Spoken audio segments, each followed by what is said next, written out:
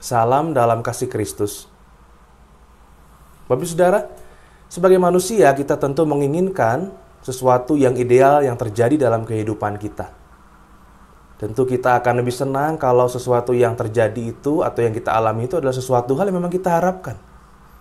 Atau misalnya kita lebih senang juga untuk melakukan hal-hal atau aktivitas yang memang kita rasa senang untuk melakukannya.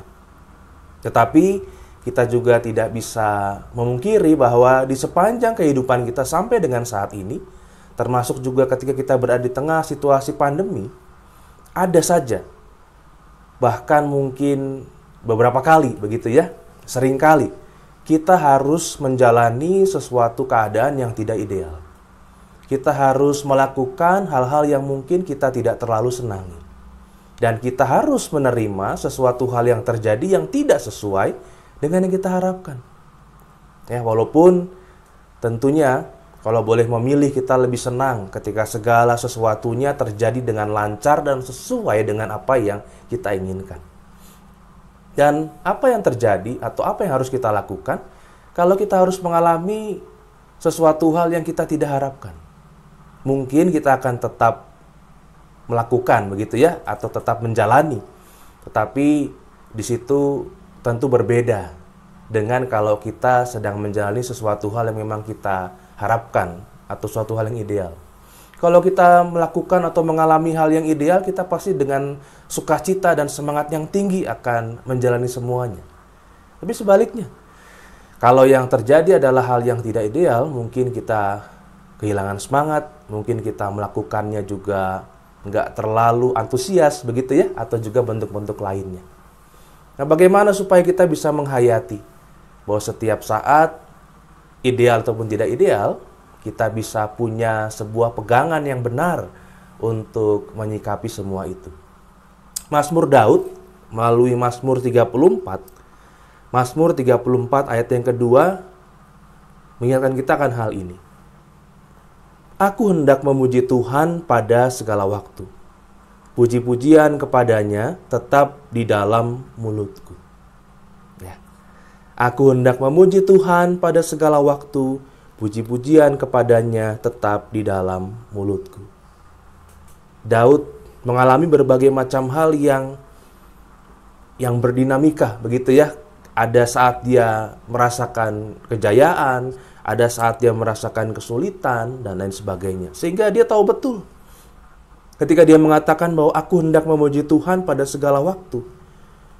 Memang yang dimaksudkan olehnya adalah ya pada segala waktu.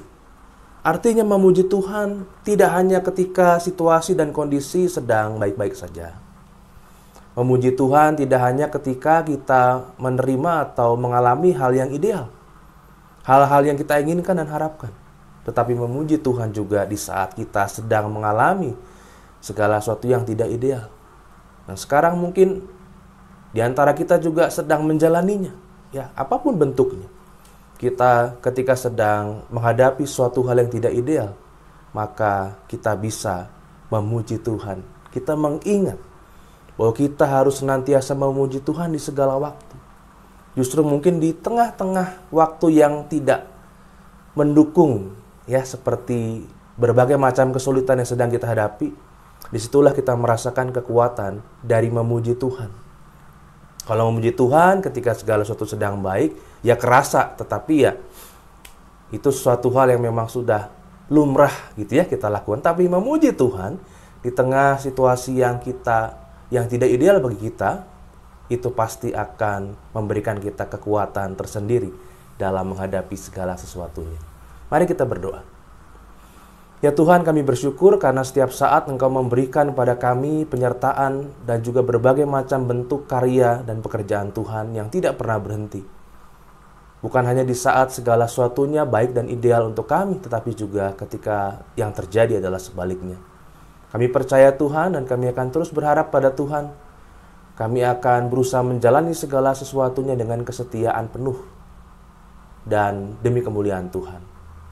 Terima kasih Tuhan, kami percaya Engkau senantiasa menyertai dan memelihara kami. Dalam Kristus kami berdoa. Amin. Sebuah pujian untuk kita renungkan bersama dari Ibu Anet Margareta. Tuhan Yesus memberkati.